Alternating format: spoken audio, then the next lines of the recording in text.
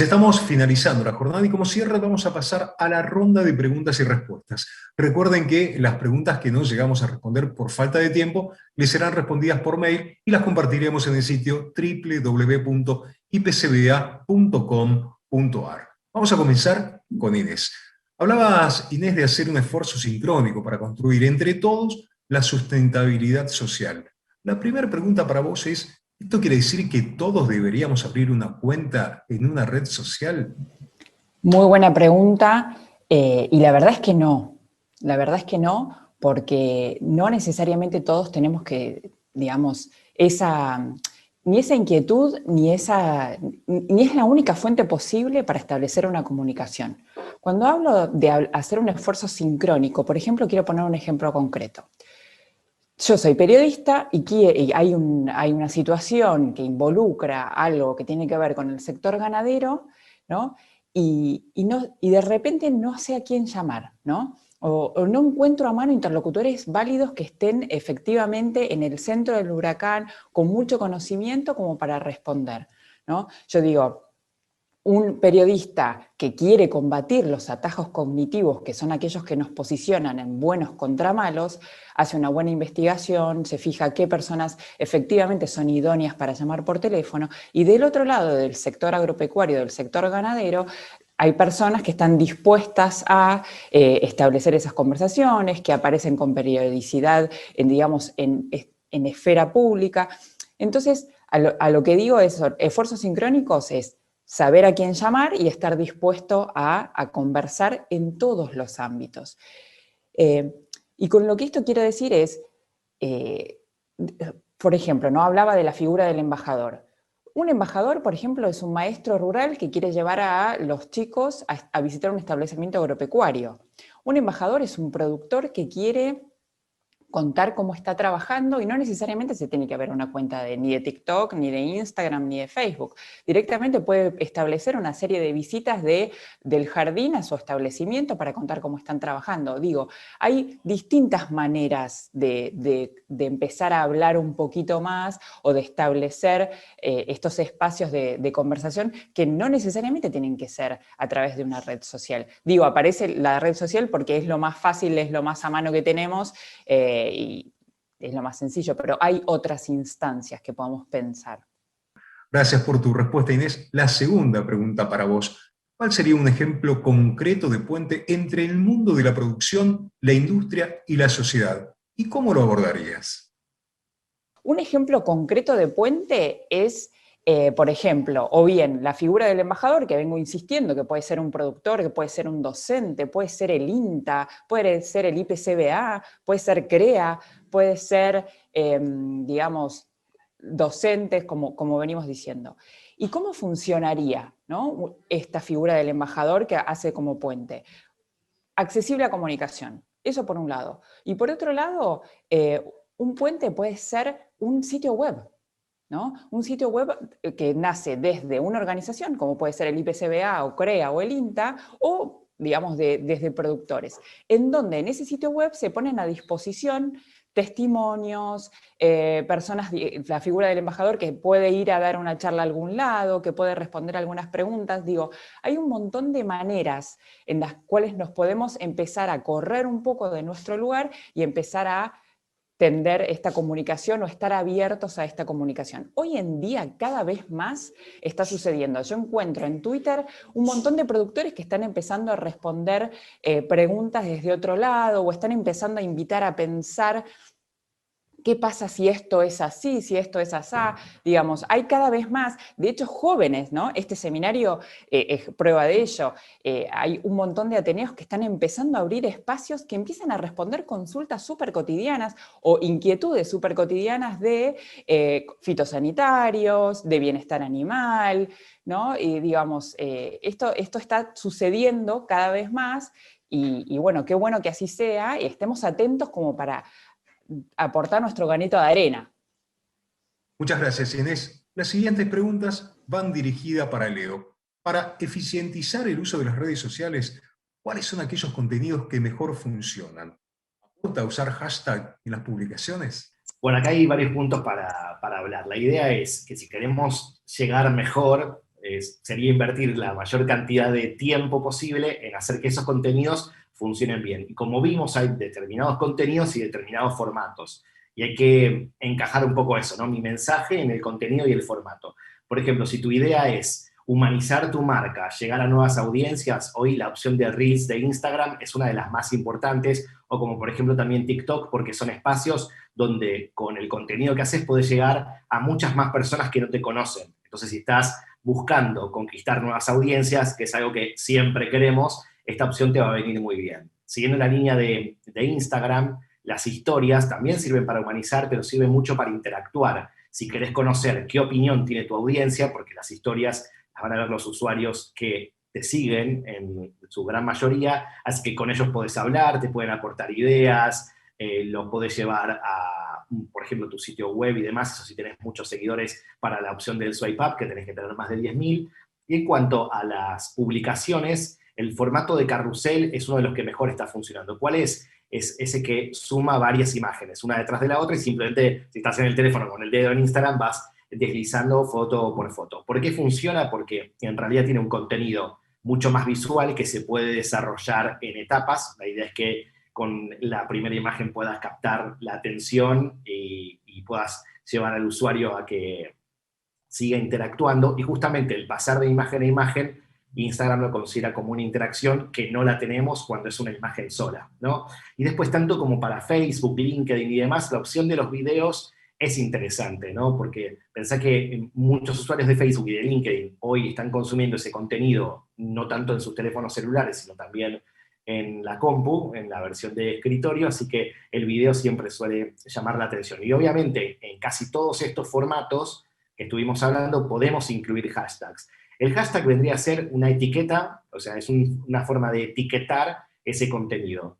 Le puede servir, puedes tener un hashtag propio interno que sirva para que ordenes tus publicaciones o para que tus usuarios puedan encontrar mejor el contenido, o el mayor uso que se le suele dar es intentar llegar a otras personas que están buscando a través de un hashtag, ¿no? Me interesa una temática y a través de ese hashtag busco. El tema es que los hashtags te van a funcionar, o sea, te van a mostrar o te van a permitir alcanzar a nuevas personas siempre y cuando tu contenido sea relevante para la audiencia que ya tenés. Es decir, poner hashtags porque sí no te va a hacer más visible necesariamente. Así que hay que trabajar mucho primero el contenido para que cale de manera profunda en tu audiencia, y luego los hashtags. ¿Qué hay de determinados volúmenes? Esto se puede comprobar, por ejemplo, buscándolos en Instagram, y la idea sería que te puedas posicionar primero en hashtags que no tienen tantos usos, que es más fácil, luego los que tienen más usos, para luego llegar a los más grandes, ¿no? Porque a veces queremos usar hasta hashtags internacionales y demás, y eso no nos va a aportar más visibilidad. Así que es algo para estudiar en profundidad y para tratar de aportarle valor a ese contenido. Gracias, Diego, por tu primer respuesta. Segunda pregunta para vos. ¿Cuáles son las métricas más importantes y cómo las debemos interpretar? Las métricas, datos importantes, porque en definitiva cada una de las acciones que hacemos en redes sociales las podemos ir midiendo, monitorizando y demás. ¿Dónde las podemos ver? Siempre cada una de las redes sociales tiene su panel de estadísticas, y eso nos va a permitir entrar en esas estadísticas, y en general todas nos brindan una información similar. Por un lado nos cuentan cómo es ese usuario, es decir, de dónde es, qué edad tiene, y algunos datos más específicos. Luego nos van a brindar datos sobre el comportamiento de esos usuarios, es decir, qué contenidos miran en mis redes y demás, y también me van a ir marcando la tendencia de qué contenido funciona mejor. Siempre es importante cuando miramos las métricas que entendamos cuál es el objetivo que tuvimos, ¿no? Si no son simplemente números, métricas que nos dicen cosas, pero lo más importante es asociarla siempre a un objetivo. Sí hay una métrica que es muy importante, que es muy mencionada, que es el engagement, que lo que mide es el nivel de compromiso que tienen los usuarios con las marcas o con las cuentas, y en realidad lo que suma es todas las interacciones posibles que hay. Y tiene en cuenta, hay varias formas de calcularlo, muchos lo calculan en base a la cantidad de seguidores o en base a la cantidad de veces que se ve una publicación y demás, pero lo que tenemos que saber es que tenemos que tener una forma de medir si nuestra cuenta está siendo relevante, porque también hay algo que se mide, que es la tasa de crecimiento de los seguidores, de los followers, pero vos podés ir subiendo en seguidores, siempre es positivo obviamente, pero no es la métrica más importante, o no no aumenta quizás el nivel de compromiso de esa audiencia, simplemente la gente se suma y quizás no participa, y si no participa, en definitiva, al día de mañana no te ve. El like ya no es lo que era, es decir, ya no tiene el me gusta, ya no tiene la relevancia que tenía antes, que era como una de las acciones más importantes, sino que hoy la métrica de los contenidos guardados y compartidos son las más relevantes para las redes sociales, o por lo menos las que más te llevan. En general, el contenido guardado está asociado más a un contenido educativo, a un contenido de valor, que el usuario se lo va a guardar porque entiende que no solamente le sirve ahora, o quizás no le sirve en este momento, no lo puede ver en este momento, pero sí lo quiere mirar más adelante. Así que si generamos contenidos que nuestra audiencia guarda, están interpretando que son de valor. E incluso si esos contenidos nos lo comparten, que esa es la métrica de los compartidos, gracias a esos contenidos, esa misma gente que tenemos como audiencia nos va a llevar a otras audiencias. Así que para mí esos son uno de los más importantes, los guardados y los compartidos. Y también vas a tener, por ejemplo, las visitas al perfil para entender que quizás los usuarios entran o ven alguna de tus publicaciones, pero también navegan, ya sea en tu página de Facebook, en tu perfil de LinkedIn o mismo en tu Instagram. Así que es muy importante esto, asociar siempre cada objetivo que tenemos a un indicador distinto para ver si va creciendo o no, y además también puedes tener una herramienta donde puedas ver todas las métricas juntas, como Metricool o muchas otras, que lo que hacen es extraer esos datos de cada una de las redes y que lo puedas ver todo en un solo lugar. Muchas gracias, Leo. Seguimos con la ronda de preguntas. Llegó el turno de las consultas para Carlos. Carlos, la primera pregunta para vos. ¿Por dónde debería iniciarse el debate sobre el cambio y la transformación que se da en el sector agroalimentario? Bueno, creo que es una pregunta sumamente específica y a la vez integral y muy, muy interesante. Yo creo que en realidad tenemos que tomar amplia dimensión del proceso en el cual se desarrolla toda esta transformación de la cual hemos hablado, tanto desde lo tecnológico como desde lo digital específicamente, las charlas que hubo hoy. Yo creo que allí el debate particularmente comienza por poder tener dimensión de los temas y el impacto que toda esta transformación está teniendo en el sector. ¿Pero por qué? Porque además el debate está asociado a una exponencialidad de los cambios que se dan en el sector y en todo el desarrollo tecnológico a partir de esta revolución 4.0, que por supuesto lo que hace es trabajar de manera transversal sobre las ciencias físicas, digitales y biológicas, a diferencia de otras revoluciones industriales que fueron más específicas en la energía a vapor, en las energías en general, en la computación. En estas se entrecruzan todas las tecnologías y allí es donde tenemos el gran debate de cómo enfrentar esto. Para eso, creo que la primera cuestión es tomar dimensión del cambio y de la velocidad con el que se produce.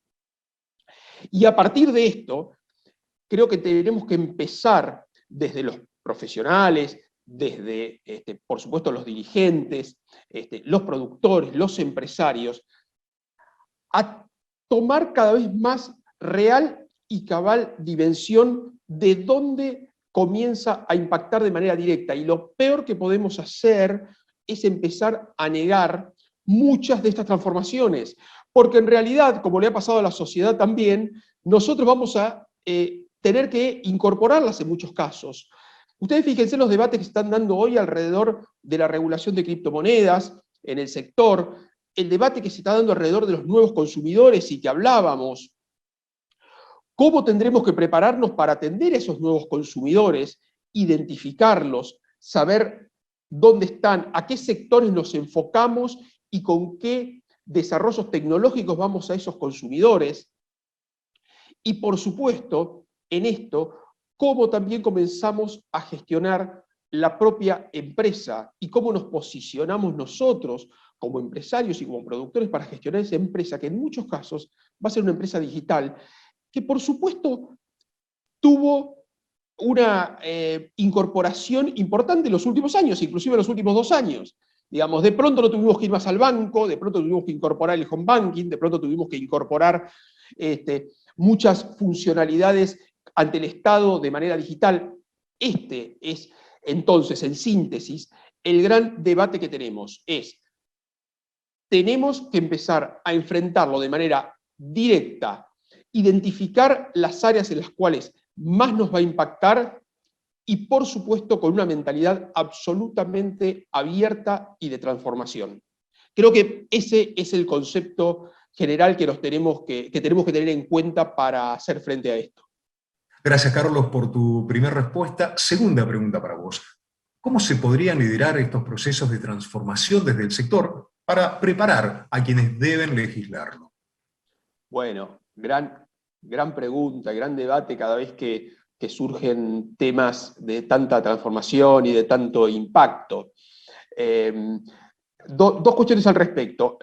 La primera, creo que todos tenemos que empezar a entender y a comprender que no podemos ser especialistas de toda esta transformación. En todo caso, podemos manejar algunos temas, pero tenemos que empezar a trabajar cada vez más de manera interdisciplinaria. Esto va a ser fundamental, porque si no es muy difícil poder hacer frente a los debates que se van a dar hacia adelante.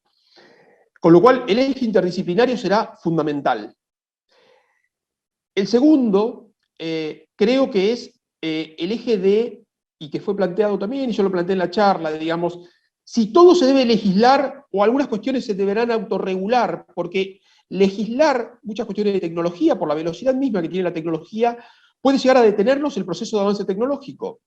Por los tiempos que tiene el regular, que todos lo sabemos, los tiempos que lleva a analizar una ley, los tiempos que lleva a debatirla y demás. Entonces creo que esto también es un concepto que hay que comenzar a analizar de manera profunda. Nosotros tenemos un sistema jurídico y legislativo que proviene y tiene su base, por supuesto, en el derecho romano, que es de mucha legislación permanente. Estados Unidos, por ejemplo, con otro tipo de sistema, ha estado mucho más adaptado a la autorregulación.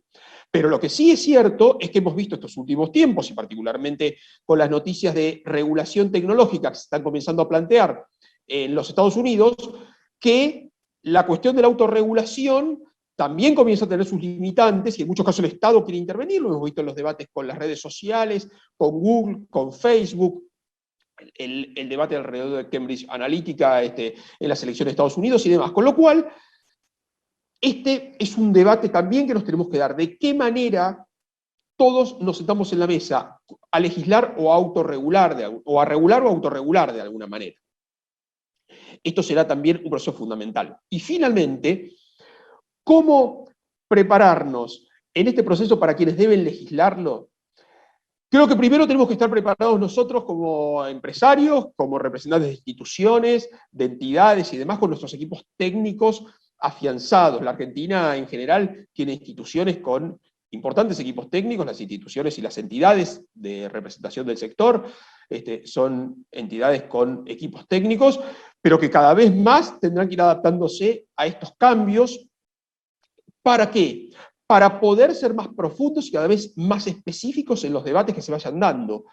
Porque los debates legislativos que se vienen, y lo hemos visto cuando hubo algunos, como por ejemplo la ley de protección de datos personales, yo hablé de los datos no personales, en algún momento quizás se regule por ese lado. El debate sobre la ley de criptoactivos, que vimos que en el sector agroalimentario puede tener impacto, no tanto por criptomonedas, pero sí por otro tipo de uso de las cadenas de bloques. Para esto tenemos que tener fuerte énfasis en formación, en capacitación y en interdisciplinariedad. Así que yo creo que esto es lo que tenemos que hacer como representantes, como productores y como representantes de entidades sectoriales. Muchas gracias, Carlos. Y para finalizar este bloque de preguntas y respuestas, tenemos dos preguntas dirigidas a Eugenia. La una, Eugenia, ¿cómo se encuentran las estrategias de comunicación del IPCBA en relación a los otros institutos internacionales? Desde el IPCBA tenemos el agrado de participar en diferentes estrategias, diferentes jornadas que realiza la OPIC, por ejemplo, con colegas, para decirlo de alguna forma, en comunicación, con institutos colegas a nivel internacional, ¿sí? Con nuestros competidores, pero en estas jornadas nosotros no son formas de competir, sino formas de ver en lo que están trabajando y saber si estamos en correcta vía. Considerábamos que el IPCBA nos encontramos más allá de la frontera, ¿sí? Formamos tendencia. Como les dije, anteriormente, lo que fue mi presentación, tenemos un estudio continuo de lo que es el consumidor. Tanto como los focus, como el monitoreo online y los diferentes estudios que podemos llegar a realizar durante el año. Y estas estrategias de marketing van más allá de, como les digo, de la frontera, para decirlo de alguna forma. Tenemos todo el tiempo relación con lo que son los influencers y las redes sociales, que sabemos que ellas son las que van mostrando tendencia y van generando el qué dirán y la forma que van influyendo entre nosotros y la forma de pensar, y en este caso la forma de alimentar y la inclusión de la carne vacuna. Estos focus groups también a nosotros nos permiten, o estudios, nos permiten saber qué ellos piensan, los consumidores, y qué están necesitando. Y sabemos que una de las exigencias mayores hoy de los consumidores es la información científica. Entonces, también trabajamos, como les dije anteriormente, con lo que es el doctor Tartaglione, los médicos, nutricionistas y cardiólogos, que permiten a nosotros realizar una estrategia totalmente segmentada y acorde a lo que el público nos permite. Por otro lado, también tenemos lo que es los home events, que son diferentes publicidades que aparecen, por ejemplo, en diferentes diarios importantes, en los cuales van llevando a lo que es nuestra comunicación específica a ese tipo de lectores. Y no dejamos de lado lo que son las recetas, ¿sí? Las recetas nosotros las damos a conocer tanto con los influencers, en los home events y en nuestra página carneargentina.com.ar, el cual permite también que los nuevos consumidores y los consumidores en general lleguen a ver qué pueden hacer con la carne vacuna, porque también enseñar la forma de cocinar, hoy que pasamos tanto tiempo en nuestra casa y queremos por ahí o tenemos más tiempo de cocinar algún corte que no sea tradicional, permite dar a conocer diferentes cortes alternativos y hasta por ahí un poquito más económicos de los que ya conocemos. Entonces, toda la estrategia que tiene el IPCBA en la comunicación y el marketing está acorde a nuestros socios o nuestros competidores internacionales, de otras partes del mundo, por ejemplo, Australia, Canadá, Estados Unidos, etcétera, por lo cual consideramos que nos encontramos muy bien en lo que es la comunicación y el marketing con respecto a ellos. Segunda pregunta para vos, Eugenia. ¿Cómo pueden los jóvenes aportar a la comunicación de la cadena de ganados y carnes? Es muy importante la participación de los jóvenes en lo que es la cadena de ganados y carnes, ¿sí? Sabemos que la ganadería es una parte fundamental dentro de lo que es la economía y la sociedad argentina, genera arraigo, genera divisas, genera trabajo, genera muchas cosas, es más allá que la ganadería. Los jóvenes somos nativos digitales y sabemos muy bien cómo usar esas tecnologías. No solamente es en la estrategia de comunicación y de marketing, sino que en la tecnología, como bien les dije anteriormente, aparece dentro de la transformación mundial y transformación digital, ¿sí?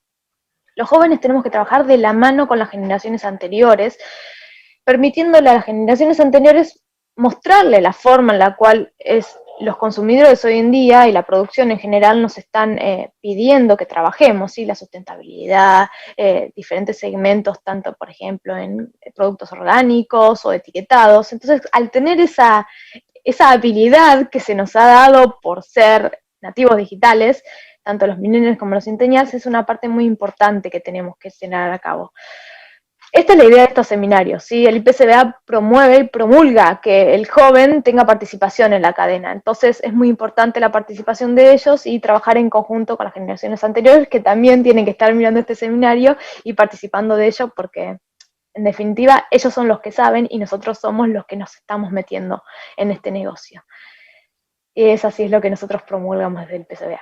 Muchas gracias, Eugenia, por tus respuestas. Y hemos llegado al final del seminario, que esperemos les haya sido provechoso y los inspire en la aplicación de toda la información brindada. Damos por finalizado, de esta manera, un nuevo seminario. Muchas gracias a todos y vamos a seguir, como siempre, en contacto a través de www.ipcba.com.ar.